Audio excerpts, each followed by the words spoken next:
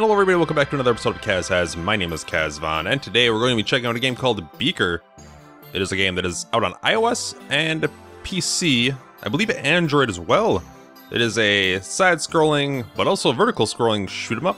It is, despite the name, it has nothing to do with science or beakers or, you know, glassware. It's just bees. When I first played through this, I played it through on normal, and it's ridiculously easy. It is boring. Arcade is a little...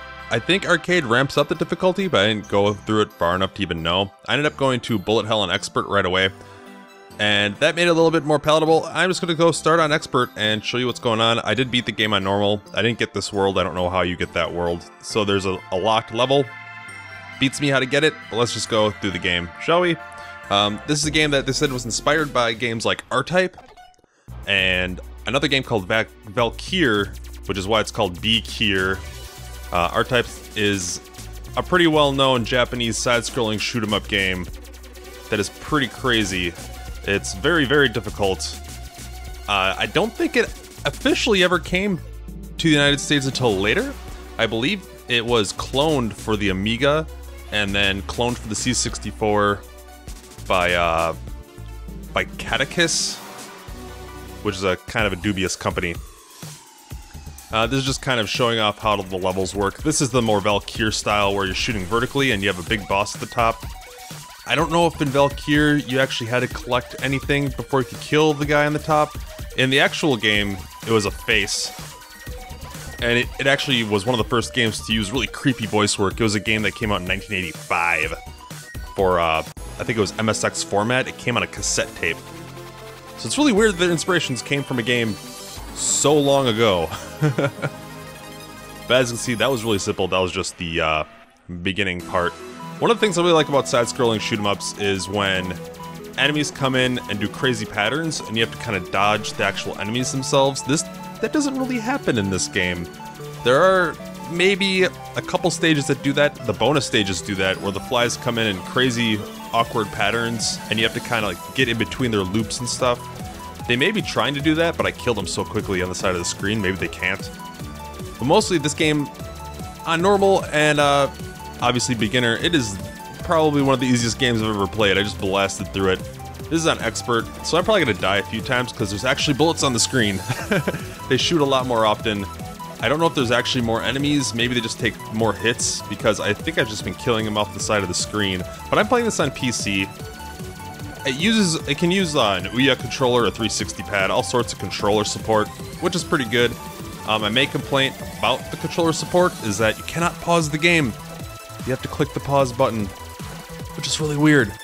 It's very strange, especially for a game that has so much stuff going on screen at once. If you have to walk away, you kind of want to be able to just hit pause instead of having to let go of your controller, reach up, grab the mouse, and hit the big pause button on the screen, but, you know, whatevers. Sea scorpions are kind of dicks. They shoot a whole bunch of bullets. I do believe the bullet hell difficulty is way harder upon coming through this on expert. This guy shot way more bullets on bullet hell mode, which I guess, you know, you kind of assume that was going to happen. But after playing through this on normal, I kind of didn't like it at all. It was really boring. But now going through on expert, I could see some value in it. It's actually kind of fun. I have no idea how you'd play this on an iOS device. Maybe on the lower, maybe normal difficulty on iOS is actually a lot harder just because you're scraping your finger across a piece of glass. It makes it a little harder to control. It actually has an option in the options to just keep your guy shooting the whole time.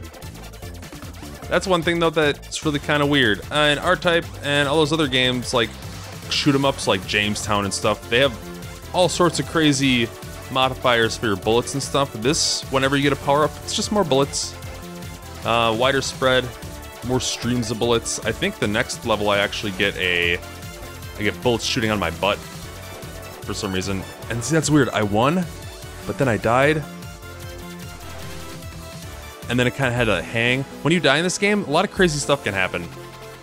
I've died once before on my last life. It dumped me to the main screen, and before I could do anything, it dumped me back into the level, but I wasn't spawned, and then it hanged for like 20 seconds, and then it dumped me back to the main screen. I don't know. It's really, really weird. I believe this is where I get my butt bullets if I actually get the power up. Oh, that was my bad. Some of the things I don't like about the game, again, is the level design itself. You're just always kind of scrolling to the right and guys appear on the right side of the screen. That's not how R-Type was. R-Type had like crazy sections, and now I'm just dying because I'm not paying attention. R-Type had crazy sections where there'd be like holes in the ceiling and a bunch of enemies would fly out and they'd come out in some crazy pattern and you had to actually get them. Man, I could not get those power-ups, that's bad. The game kind of wants to feed you power-ups because if you don't have them, you kind of can't win. There's like almost no way to win. Because they just send so many enemies at you and you don't have any stronger bullets, you just have more bullets. So they start throwing more and more guys at you and you can't actually handle them very well unless you're very, very good, and I'm not. And there's, if you saw up there, I could have gone that way, but I would have died instantly. That happens a lot in this game. There's a level later on where I actually have no idea how to get through it. I just always die and respawn during my invincibility frames. I just kind of like go right through the branches to actually get through the section. It literally does not look like there's a way to get through it at all. Well, let me get some power-ups here. So I don't know, the art style's pretty cool, and it has that separation like the I'm just doing terrible. It has that parallaxing effect going from the front to the back with 2D. That's cool. I'm gonna die here because I don't have enough bullets. I don't like this section.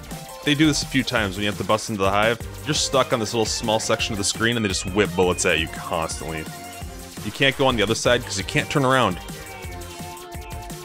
If you try and go the other side, you actually can't shoot anything, so it's kind of bad. So yeah, I've already lost all of my lives, so I'm probably gonna die here pretty soon. I might go to a different difficulty just so I can show stuff off while I'm talking. But, oh boy, there we go. But every level is basically, you go through the forest, you go up the tree, you go to the hive, you go in the hive, you go through the hive, you kill the queen, you escape from the hive in some weird, like, super fast, like, dodging thing. And then you end the level, that world. And then you do that basically 2 more times. And that's how the game works. Every world is exactly the same, pretty much. The last level's a little bit different. I don't think you actually climb up... Well, you do climb up the tree, never mind. But there's, like, more stages before you get to the end, I guess, to make it harder. Man, see, I can't go that way. It looks like you could go that way, but you can't go that way. And that's something that I really don't like. Yeah, I think I'm just gonna call it there. If you'd like to check out this game, there'll be a link in the description below. If you like the video, please hit the like button. And if you really like the video, you should probably subscribe. But thank you very much for watching, and I will see you next time.